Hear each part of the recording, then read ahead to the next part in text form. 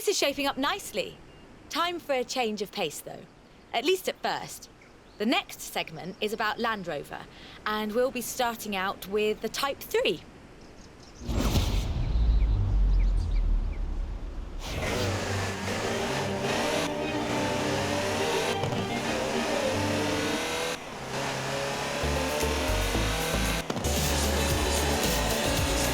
Land Rover, the British sports utility vehicle.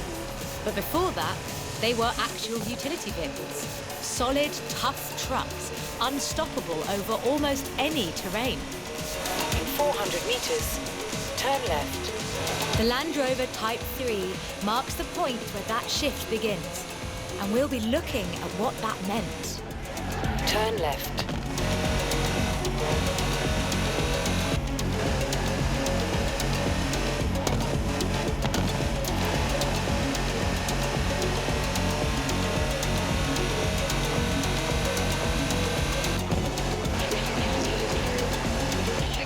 Land Rovers have taken on almost every task imaginable.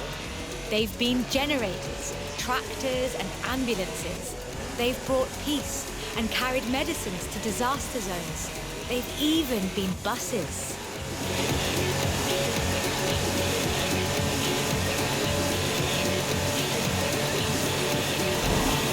Over 500,000 Series 3s were built, and over 70% of those are still on the road today.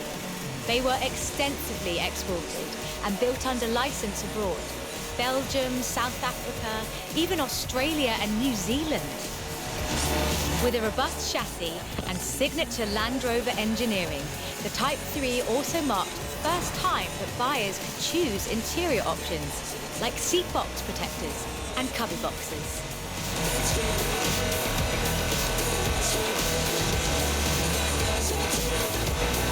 That trend continued, and by 1982, Land Rover were offering the county spec Type 3. Leisure drivers could choose from such luxuries as all-cloth seats, soundproofing and tinted glass. The trend was increasingly clear, and the future of the Land Rover was starting to take shape. If you squinted, you could already see the shape of the first sports utility vehicle, the Range Rover.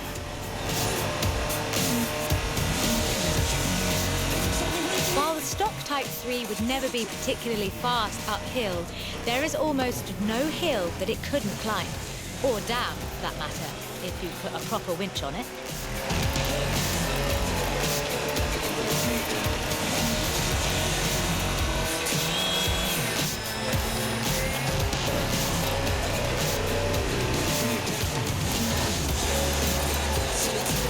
In 1978, a Series 3 was custom-built for Her Majesty Queen Elizabeth II. It only had 1,892 miles on the clock when it was auctioned into private hands. And it was in perfect condition. It would be. After all, she trained as a mechanic in the 1940s and will likely remain the only royal able to strip and rebuild an engine. Turn left.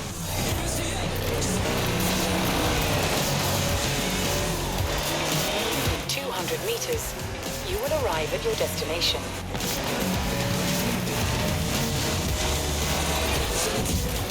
Along with the Range Rover, others would follow. Discovery, Defender, and the Freelander. Each a more sophisticated and enjoyable utility vehicle. But none of them were a replacement for the Type 3. They were a different kind of car.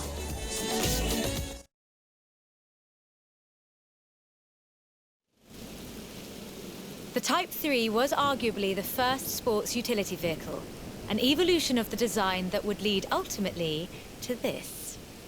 The Bowler Nemesis, an off-road racing vehicle that turned into a production SUV, the Nemesis EXR.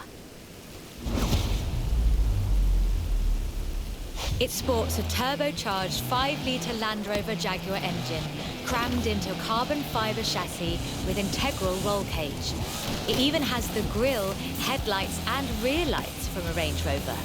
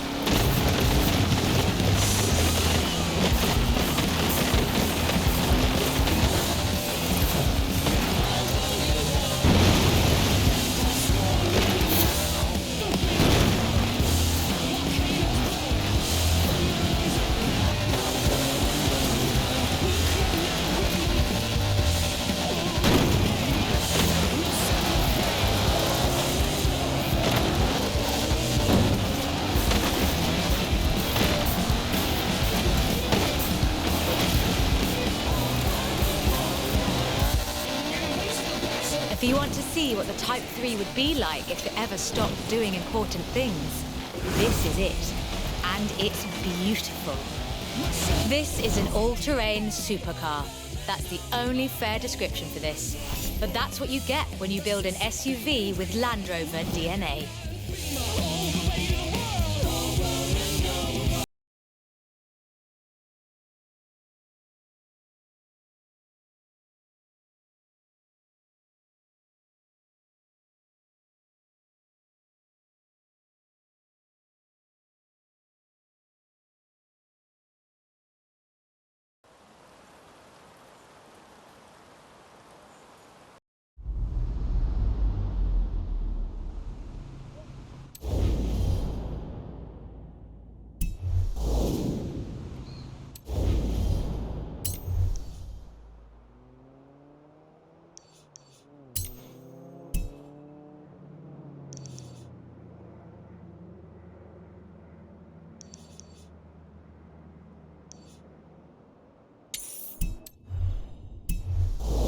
Turn around when it is safe to do so.